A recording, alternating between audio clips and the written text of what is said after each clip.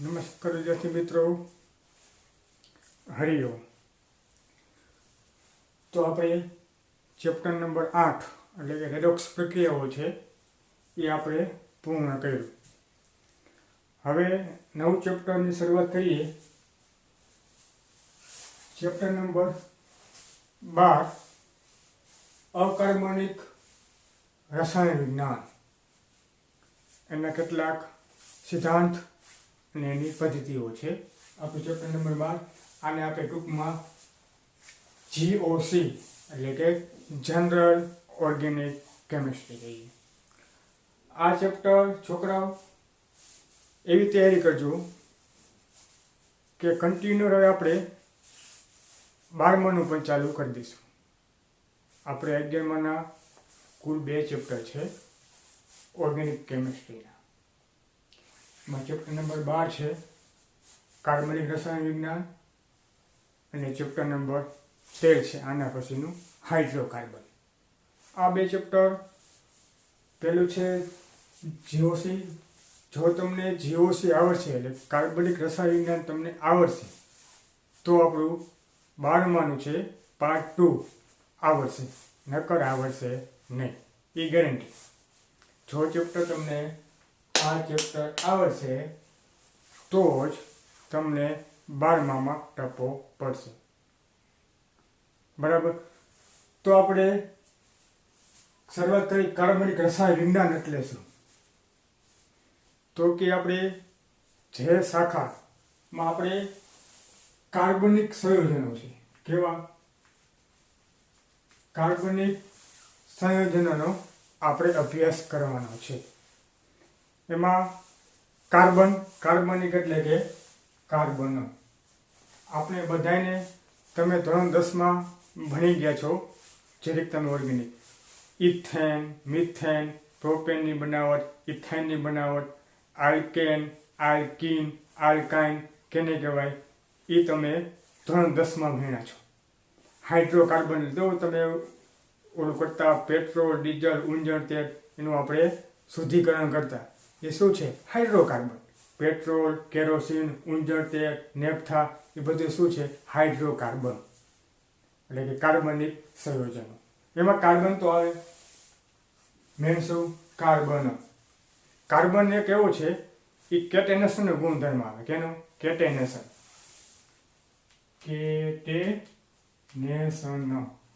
નો ગુણ ધરાવે. તો કેટેનેશન એટલે શું? તો કે કાર્બન છે બીજા અન્ય કાર્બન સાથે જોડાય. બરાબર. એ ખાલી યાદ રાખવાનું. એક કાર્બન છે બીજા અન્ય કાર્બન સહસંયોજક બંધથી જોડાય અને ઘણા બધા ચક્રીય અચક્રીય સંયોજનો આપે. એને આપણે કેટેનેશનનો ગુણધર્મ કહેવાય. હવે તમને ખબર છે કાર્બન છે એની છેલ્લી કક્ષામાં 4 ઇલેક્ટ્રોન હોય. કાર્બન છે કાર્બન એની છેલ્લી કક્ષામાં કેટલા ઇલેક્ટ્રોન હોય? બાહ્યતમ કક્ષામાં ઇલેક્ટ્રોન 4 ઇલેક્ટ્રોન હોય. પરમાણુ ક્રમાંક 6 હોય. બરાબર. કેટલો હોય પરમાણુ ક્રમાંક? 6 પરમાણુ ક્રમાંક છે કાર્બનમાં. એટલે એ 4 મેળવી શકે અને 4 ગુમાવી શકે. અષ્ટક રચના પૂર્ણ થવી જોઈએ. અષ્ટક રચના એટલે હું 8 ઇલેક્ટ્રોન થવા જોઈએ. બંને ગમે એને ભેગા કરો કેટલા ઇલેક્ટ્રોન થવા જોઈએ? 8 થવા જોઈએ. એને આપણે અષ્ટક રચના કહીએ. તો બીજું આવે અકાર્બનિક પદાર્થ. કયા કયા જોડાય કાર્બન સાથે? એક કાર્બનિક પદાર્થ આવે. તો કે અકાર્બનિક પદાર્થ કેને કહેવાય? કે જે નિર્જીવ સ્ત્રોતમાંથી મળે, એટલે કે ખનિજ એટલે પૃથ્વીના પોપટામાંથી મળે. પ્રાચીન સમયમાં તમે જોયું હોય તો આપણે જમીન ખોદીએ ને એમાંથી સોડિયમ ક્લોરાઇડ, NaCl છે, MgCl2 છે, ઘણા બધા છે એ આપણે જમીનની અંદરથી મળે. એટલે કે નિર્જીવ સ્ત્રોતમાંથી મળે એને આપણે શું કહીએ? અકાર્બનિક પદાર્થ કહીએ. હવે આવે કાર્બનિક પદાર્થ. તો કાર્બનિક પદાર્થ એને કહેવાય કે સજીવ સ્ત્રોતમાંથી મળે, કે વનસ્પતિ છે, પ્રાણી છે, એમાંથી આપણે મળી આવે એને આપણે કેવા કહેવાય? કાર્બનિક પદાર્થ. યુરિયા છે, DNA છે, પ્રોટીન છે, એ બધા કેવા છે? કાર્બનિક પદાર્થ. એટલે કે આપણે સજીવ સ્ત્રોતમાંથી મળે. બરાબર. હવે આપણે કાર્બનિક પદાર્થ. તો કાર્બનિક પદાર્થ એને કહેવાય કે સજીવ સ્ત્રોતમાંથી મળે, કે વનસ્પતિ છે, પ્રાણી છે, એમાંથી આપણે મળી આવે એને આપણે કેવા કહેવાય? કાર્બનિક પદાર્થ. કાર્બનિક પદાર્થ. યુરિયા છે, DNA છે, પ્રોટીન છે, એ બધા કેવા છે? કાર્બનિક પદાર્થ. એટલે કે આપણે સજીવ સ્ત્રોતમાંથી મળે. બરાબર. તો જોઈએ આપણે કાર્બનની આજુબાજુ કેટલા જોડાઈ આવે. તો એનું વર્ગીકરણ પહેલાં જોઈએ કાર્બનિક સંયોજનનું. શું વર્ગીકરણ? તો કાર્બનિક સંયોજન છે એક આ ચાર્ટ મેં બનાવેલો છે. આ કાર્બનિક સંયોજનો છે, એના બે ભાગ પાડ્યા. એક ભાગ પાડ્યો છે શું અચક્રીય અથવા એલિફેટિક સંયોજનો. પછી સમજાવું અચક્રીય કેને કહેવાય અને એલિફેટિક કેને કહેવાય. તો એના કુલ બે ભાગ પાડ્યા છે. એક છે એ અચક્રીય અથવા એલિફેટિક સંયોજનો. બીજું નામ પાડ્યું છે એનું ચક્રીય અથવા એલિસાયક્લિક અથવા વલયવાળા. આ કુલ બે ભાગ પાડ્યા. આપણે વર્ગીકરણ જોઈએ. કાર્બનિક સંયોજન છે, પહેલાં આપણે અલગ અલગ બે ભાગ પાડ્યા. એકમાં ભાગ પાડ્યું છે આપણે અચક્રીય અથવા એલિફેટિક સંયોજનો છે. બીજું છે ચક્રીય અથવા એલિસાયક્લિક વલયવાળા. બરાબર. તો વાત કરીએ આપણે અચક્રીયની વાત કરીએ તો અચક્રીય અથવા એલિફેટિક સંયોજનો છે એને પાછા બે ભાગ પાડ્યા. કયા બે ભાગ પાડ્યા? તો કે એક સીધી શૃંખલાવાળા સંયોજનો. સીધી શૃંખલાવાળા સંયોજનો એટલે કેવા? કે મિથેન છે, ઇથેન છે,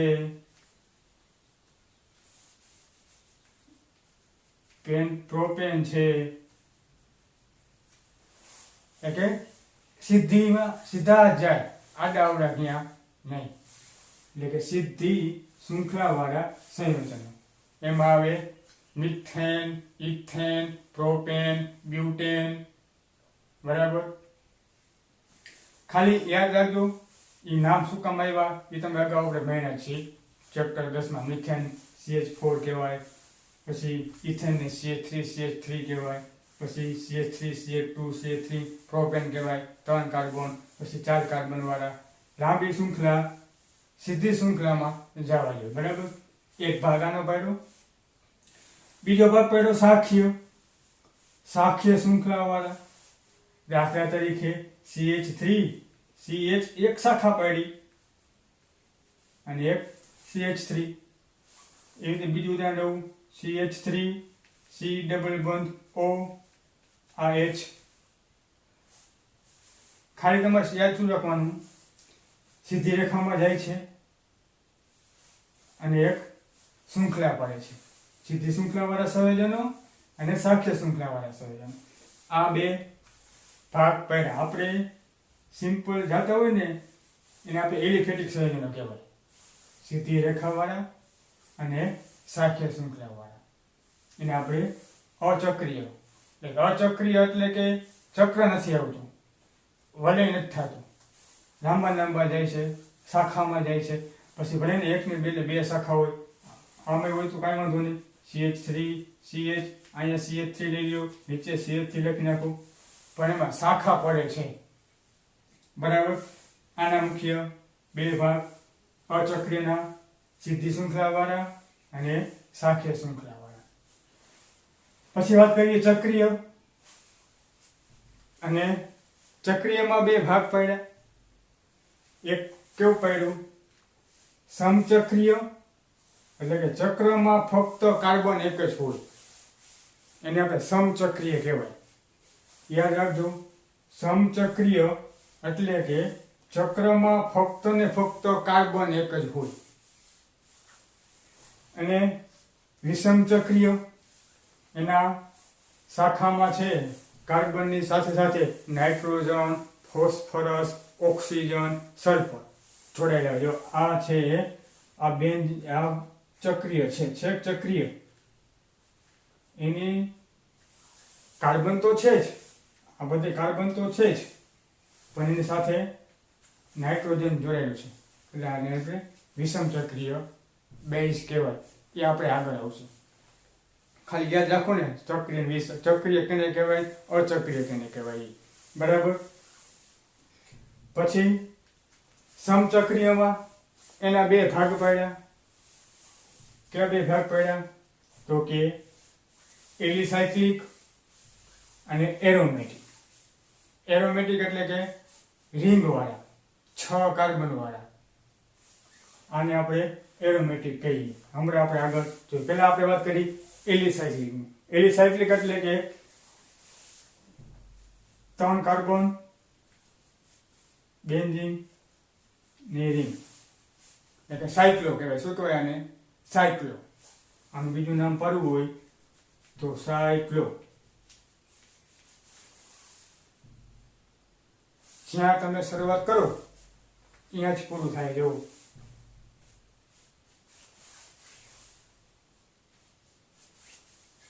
છે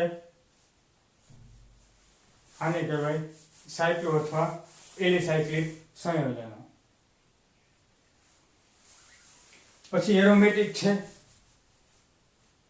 એરોમેટિકમાં 2 ભાગ પાડ્યા, એક બેન્ઝેનોઇડ અને એક નોન બેન્ઝોઇડ. ખાલી નામ યાદ રાખશો, આ તમારે આગળ કામ આવશે. જોઈને ખબર પડી જવી જોઈએ કે આ બેન્ઝીન એરોમેટિક છે કે નહીં. બરાબર.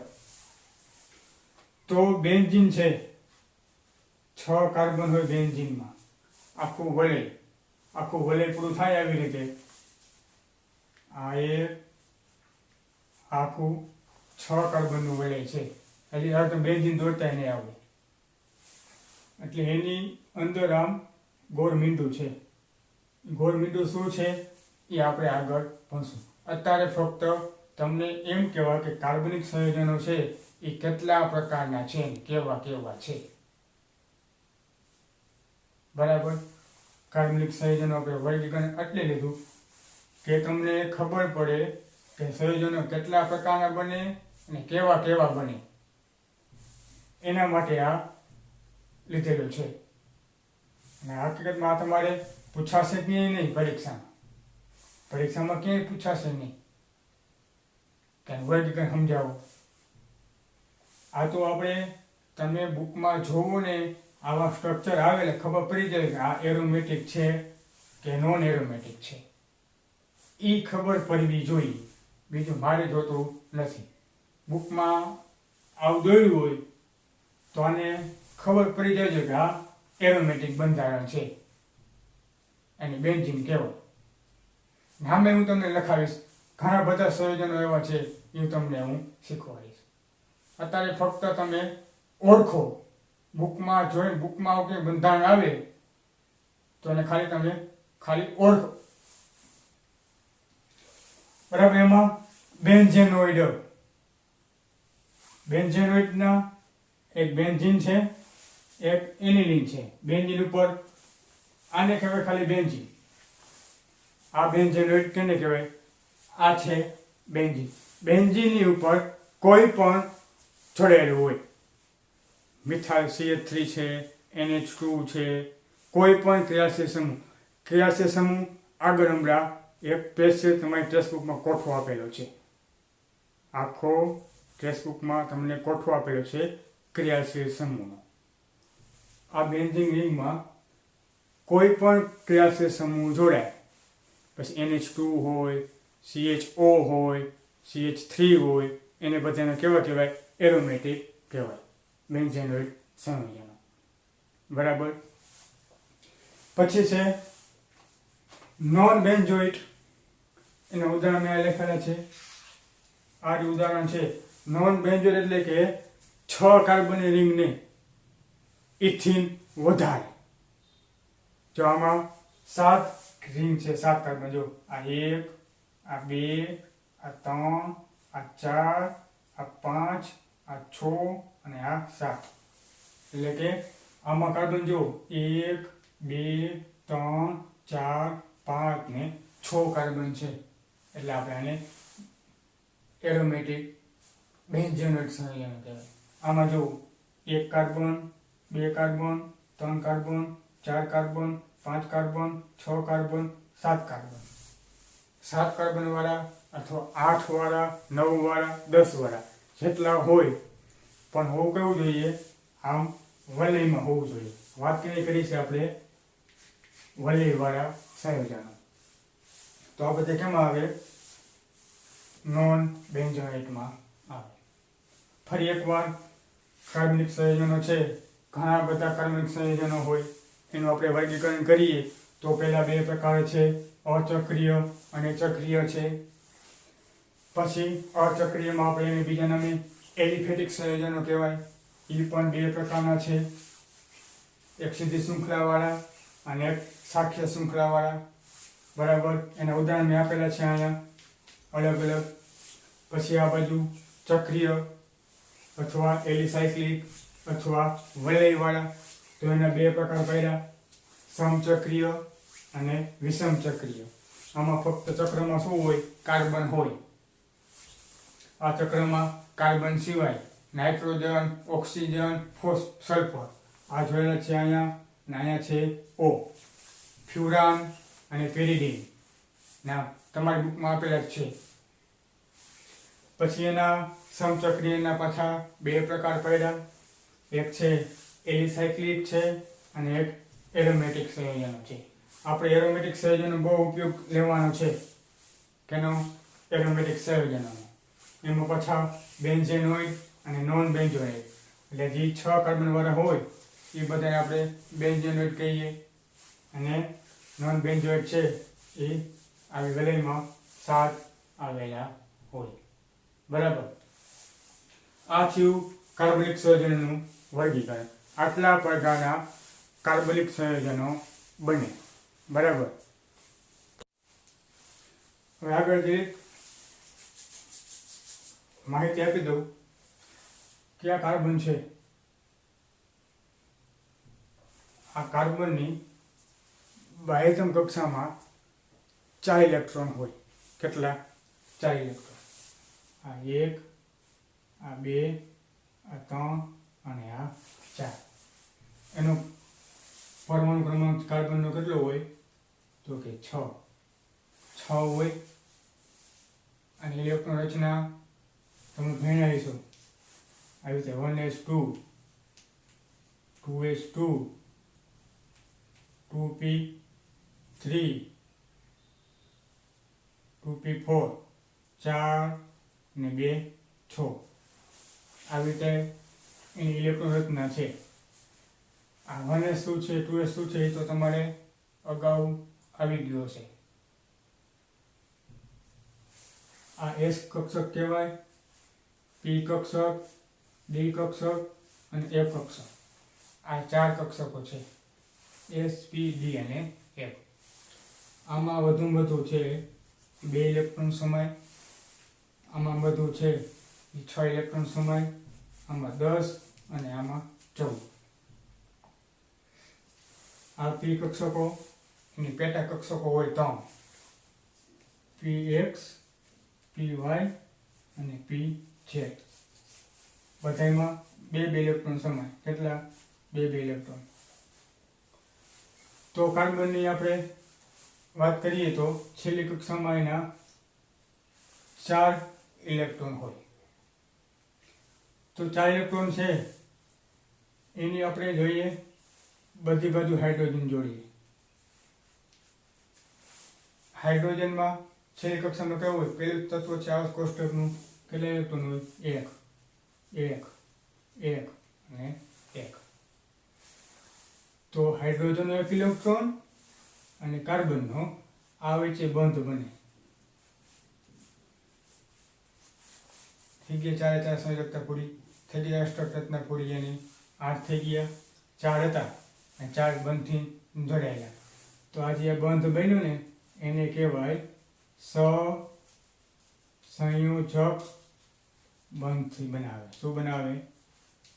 આપણે મોસ્ટ ઓફ કાર્બનિક સંયોજનો છે, મોસ્ટ ઓફ કેવા બંધ બનાવશે? સહસંયોજક બંધ બનાવશે ભાગીદારી કરીને. તો આને આપણે મિથેન કહેવાય, CH4 છે, CHH ને H, આને આપણે મિથેન કહેવાય. તો યાદ રાખવાનું, કાર્બનિક સંયોજનો છે એ મોસ્ટ ઓફ સહસંયોજક બંધથી જોડાયેલા હોય. બરાબર, આ જે બંધ બનાવીને એને આપણે શું કહેવાય? સિગ્મા બંધ કહેવાય. કેવા? સિગ્મા બંધ. આપણે બંધ બે પ્રકારના આવે, એક સિગ્મા બંધ હોય અને એક પાઈ બંધ હોય. કેવો? એક સિગ્મા બંધ અને એક પાઈ બંધ. સિગ્મા બંધ છે એ કેવું હોય? પ્રબળ બંધ છે, એમાં તૂટે નહીં. પાઈ બંધ છે એ કેવું હોય? નિર્બળ બંધ. કેવું? નિર્બળ બંધ. એટલે આ સહેલાથી તૂટી જાય. આવું સંયોજન આવે. CH2 ડબલ બોન્ડ CH2, આને ઇથિન કહેવાય. તમે ધોરણ 10માં ભણ્યા, બરાબર? આને કહેવાય ઇથિન.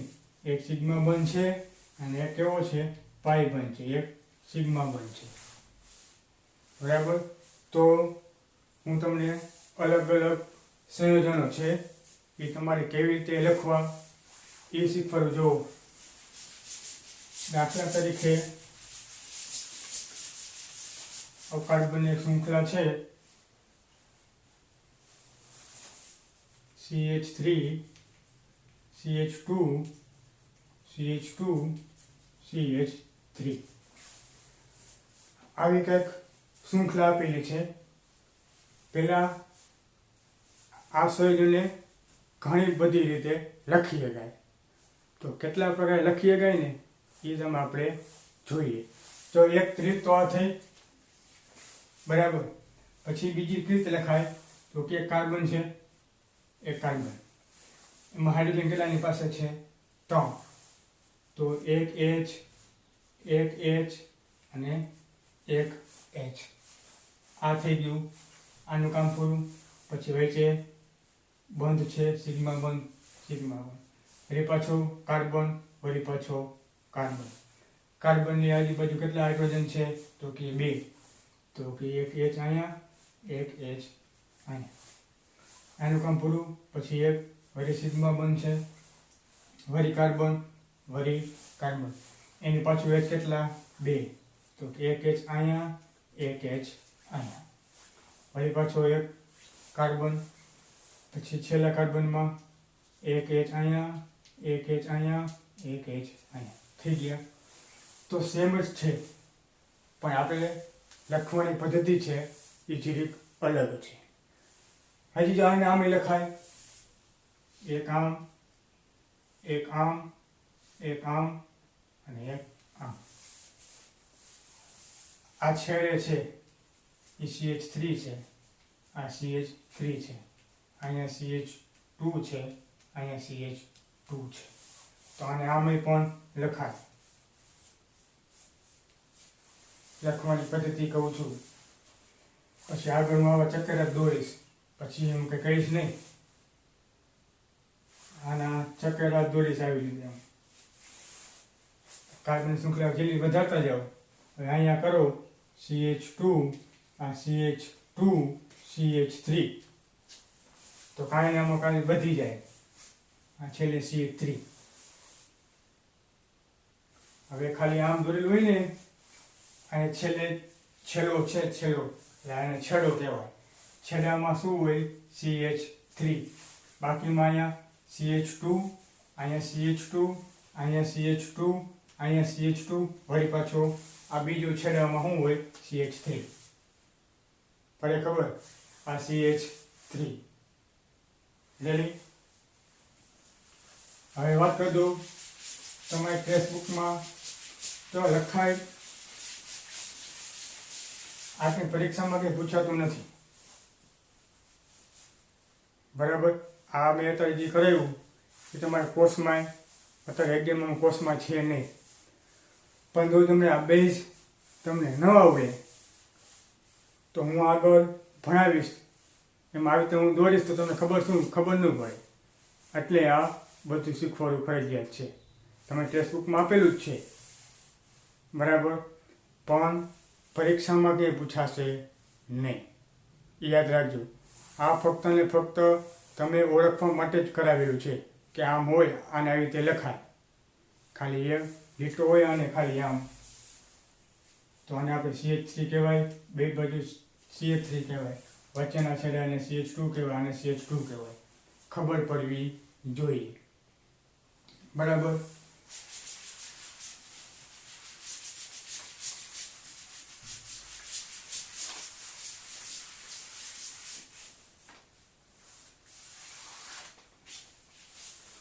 હવે તમારી ટેક્સ્ટ બુકમાં તમને હોમવર્ક આપું જરી.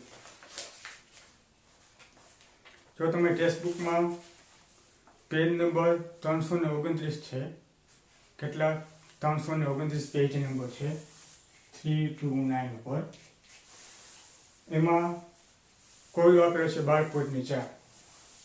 12.4. તેમાં કાર્બનની ઘણી શૃંખલા આપેલી છે, એને તમારે કેવી રીતે લખવી, કેવી રીતે લખાય, એનું બધું એમાં આપેલું છે. જીરીક જોઈ લેજો, બરાબર. હવે આવે છે ક્રિયાશીલ સમૂહ. ખાસ પેજ નંબર 337 પેજ ઉપર છે. કયા પેજ ઉપર? 337 પેજ ઉપર છે. એને આપણે ઓળખવાના છે. તો પહેલા ક્રિયાશીલ સમૂહ એટલે શું? તો કોઈ પણ કાર્બનિક સંયોજનો હોય, કોઈ પણ કાર્બનિક સંયોજનો, એમાં પરમાણુ અથવા કોઈ સમૂહ જોડાયેલા હોય.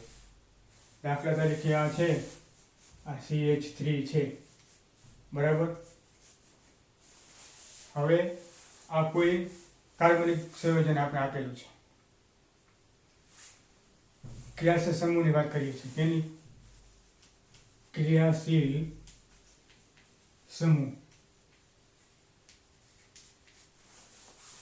તમારી ટેક્સ્ટ બુકમાં 337 પેજમાં કોઠો આપેલો છે મોટો.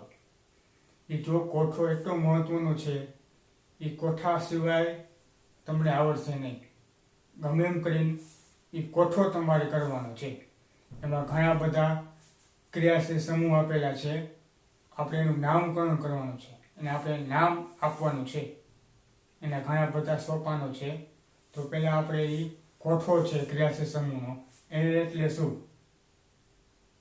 હવે કોઈ કાર્બનિક સંયોજન હોય, એની બાજુમાં કોઈ સમૂહ આપણે ઉમેરીએ. ઘણા બધા સમૂહ છે, આલ્ડિહાઇડ છે, કીટોન છે, એ કોઠામાં આપેલા છે, બરાબર. દાખલા તરીકે મેં અહીંયા OH એટલે કે આલ્કોહોલ ઉમેર્યો, તો આના જે રાસાયણિક ગુણધર્મો છે એ બદલી જાય, બરાબર. કોઈ કાર્બનિક સંયોજનો તમને આપેલા હોય, એ કાર્બનિક સંયોજનમાં કોઈ વિશિષ્ટ પરમાણુ અથવા પરમાણુ સમૂહ કે જે કાર્બનિક સંયોજનો છે એની લાક્ષણિકતા, એ રાસાયણિક ગુણધર્મો છે, ભૌતિક ગુણધર્મો છે, એ બધા કેવા થઈ જાય? ચેન્જ થઈ જાય, એટલે કે બદલાઈ જાય, બરાબર. મુખ્ય જવાબદાર કોણ હોય? તો કે ક્રિયાશીલ સમૂહ. કોઈ પણ સંયોજન તમે આપ્યું છે કાર્બનિક સંયોજનો હોય, એની બાજુમાં છે પરમાણુ એવો જોડાય કે પરમાણુ સમૂહ જોડાય કે એના રાસાયણિક ગુણધર્મો અને એના ભૌતિક ગુણધર્મો છે એ કેવા થઈ જાય? બદલાઈ જાય. એટલે કે જવાબદાર કોણ? તો કે આ ક્રિયાશીલ સમૂહ. તો ક્રિયાશીલ સમૂહ છે એ ઘણા બધા છે, બરાબર. તો આપણે કોઠો છે, એ કોઠામાં તમે જોશો તો ઘણા બધા ક્રિયાશીલ સમૂહ આપેલા છે. આપણે આના પછીના લેક્ચરમાં આયુપેશી નામકરણ એટલે તમને વિગતવાર આપણે ભણશું. ભણતા પહેલાં તમારે આ ક્રિયાશીલ સમૂહનો જે કોઠો આપેલો છે, એ કોઠામાં તમને હું માહિતી આપી દઉં કે કોઠો તમારે તૈયાર કેવી રીતે કરવો. આ કોઠા આવડવો જોઈએ, ફરજિયાત છે. તેમાં જો પેલું આપેલું છે, તમે ભણી ગયા છો, એ આલ્કેન. Alkane, alkene, alkyne. આ ત્રણ વિશે તમે ધોરણ 10માં ભણી ગયા, બરાબર. આલ્કેન કેને કહેવાય? આલ્કીન કેને કહેવાય? આલ્કેન કેને કહેવાય? આ જે છે એ કોઠામાં આપેલું છે અને તમે ધોરણ 10માં પણ ભણી ગયા. તો આલ્કેન છે, આલ્કેનમાં છે એ કાર્બન કાર્બન વચ્ચે એક બંધ હોય. કેવો હોય? એક બંધ. કાર્બન કાર્બન વચ્ચે એક બંધ હોય એટલે કે આવી રીતે CH H H H આને આપણે મિથેન કહીએ, કહેવાય મિથેન. પછી CH3 છે, CH2 CH2 CH3 1 2 3 4 આને બ્યુટેન કહેવાય, કે જેમાં કાર્બન કાર્બન વચ્ચે એક બંધ આવતો હોય એને આપણે આલ્કેન કહીએ. બરાબર. તમારે ફક્ત આઈયુપીએસી નામમાં પૂર્વક અને સમૂહપૂર્વક પ્રત્યય એ કેવી રીતે લગાવવું એ સમજાય છે. તમારે ફક્ત સંયોજનોનો વર્ગ એટલે કે આલ્કેન આલ્કીન ને આલ્કાઇન એ જ પાકા કરવાના છે. બરાબર. શું પાકા કરવાના છે? સહસંયોજકના જે સંયોજનો આપેલા છે એ સંયોજનો આગળ જે પહેલું કોષ્ટક છે ને આ પહેલા નંબરનું છે, આલ્કેન આલ્કીન આલ્કાઇન એરિન, અહીં લખી દઉં બધે. બરાબર.